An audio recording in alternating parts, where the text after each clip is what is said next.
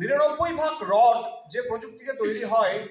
তা হচ্ছে electric arc furnace, আর শুধুমাত্র 1% রড তৈরি হয় ইন্ডাকশন ফার্নেসে। আমি যদি বাংলাদেশের কথা বলি,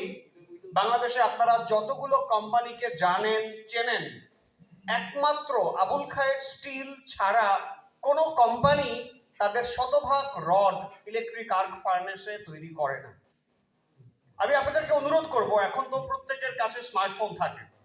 আপনারা আপনাদের স্মার্টফোনে আপনারা গুগলে যেতে পারেন, কিংবা আপনারা চ্যাট জিপিটি অন্যান্য যে কোনো জায়গায়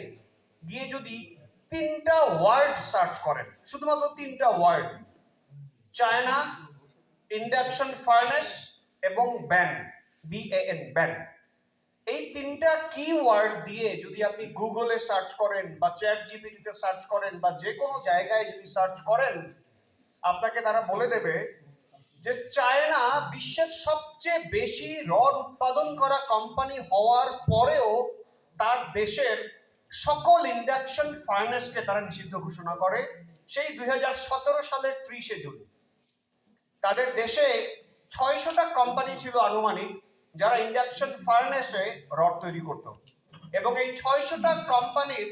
বাৎসরিক ক্যাপাসিটি 12 কোটি টন রড তৈরি করার।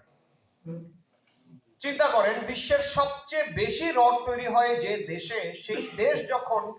তার নিজের দেশের 600টা কোম্পানিকে নিষিদ্ধ ঘোষণা করে, তাহলে আসলে এখানে আর কোনো প্রশ্নের প্রয়োজন হয় না যে কোন প্রসেস ভালো কোন প্রসেস খারাপ।